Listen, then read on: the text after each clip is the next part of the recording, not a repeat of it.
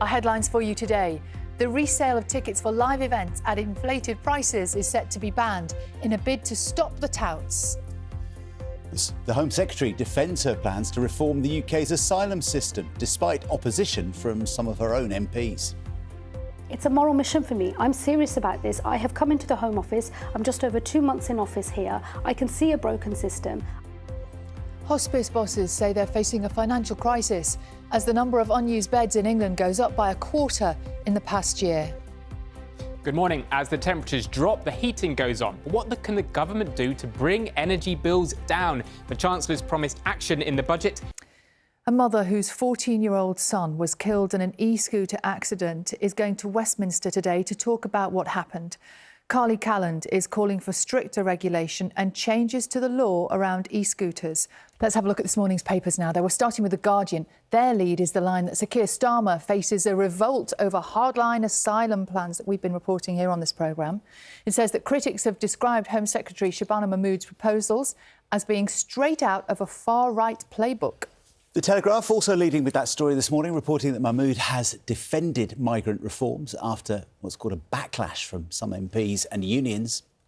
Elsewhere, The Times reports that nearly half of Labour voters want the Prime Minister out by the next election, with polling by YouGov also finding that just 14% think he should continue to lead the Labour Party into the next contest. And the Mirror has an exclusive with the Prime Minister today in which he states he will lead Labour at the next election amid what the paper has called torrid speculation and threats to his position. Tonight at 6, the security services issue an alert to Parliament.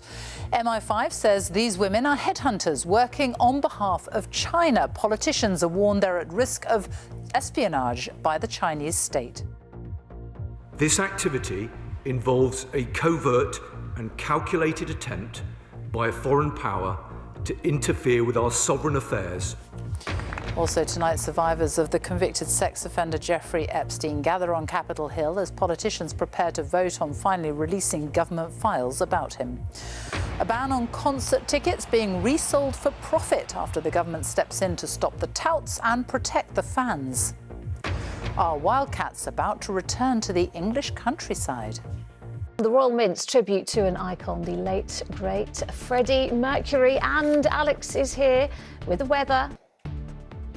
Could tonight be the night Scotland make it to their first Football World Cup since 1998? Why these companies are being investigated over their online sales tactics. And at 7, an ITV News investigation into the links between blast damage to military veterans' brains and their mental health. This could be happening to your loved one. Please speak out before it's too late.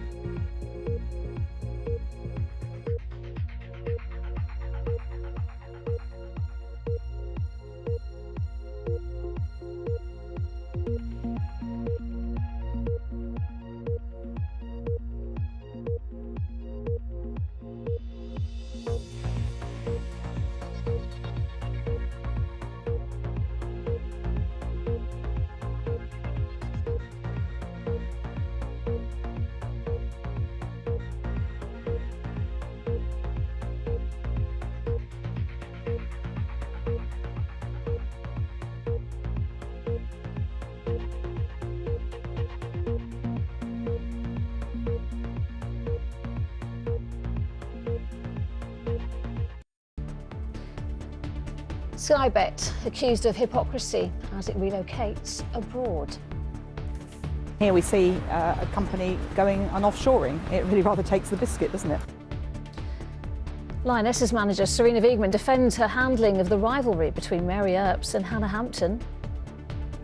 Not the real Slim Shady, why rapper Eminem is suing an Australian beachwear company. Plus,